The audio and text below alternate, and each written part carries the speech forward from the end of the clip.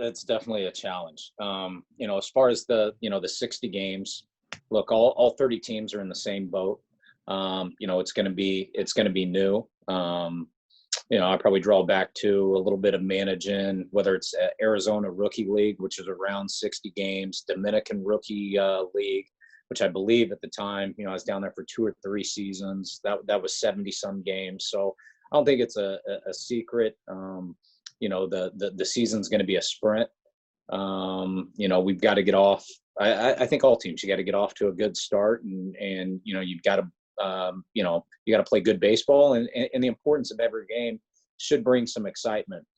As far as what we're doing with our players and with our trainers and the staff and everything like that, baseball has been they've sent out a ton of protocols. We got the last one last night. It's I believe over 100 pages, and we have a group of people working through it, and we've been very fortunate so far.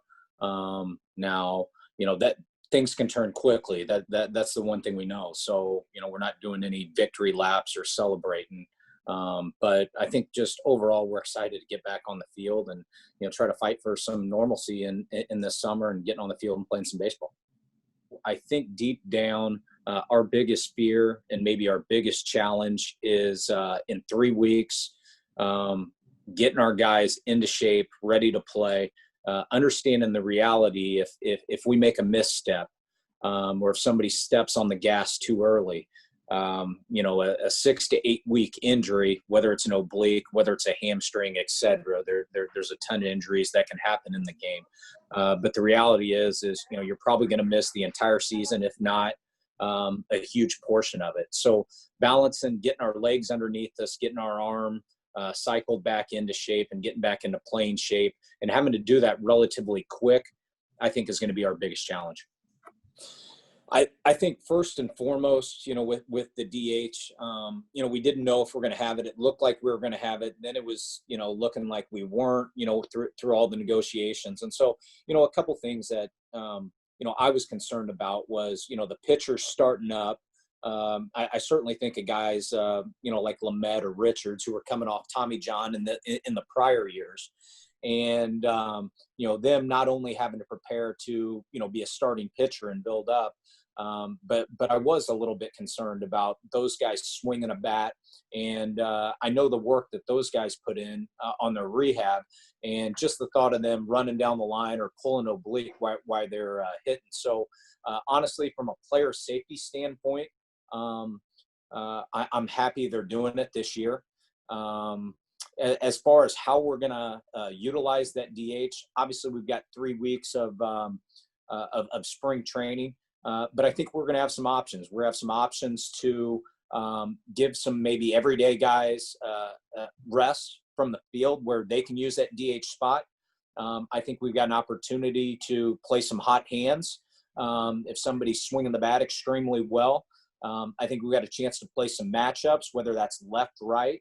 And, we're going to have a combination of guys, competing for those at-bats. And so I think competition's a good thing, whether that's, guys that have maybe dealt with some injuries in the past. Frenchie comes to mind. Naylor comes to mind. Is Mejia swinging a hot bat? I'm leaving guys, off the top. Oh, Ty France for sure. So I think we've got some lefties, we got some righties, we got some power, we got some contact guys like Greg Garcia. So I think we've got some versatility in that spot. Now figuring out how we want to use that. We're going to use the 3 weeks or so to kind of anchor that in. I think the best way is just open and honest and speaking from the heart, and doing the best to speaking the truth, and for our players to understand that, we're going to have, members maybe on our staff that are in a higher risk. And there's certainly, whether maybe some of our players aren't in the higher risk, but I feel confident that the majority of us know people that are. And whether that's bringing something back to your kids who are then possibly interacting with grandparents, aunts and uncles, and things like that.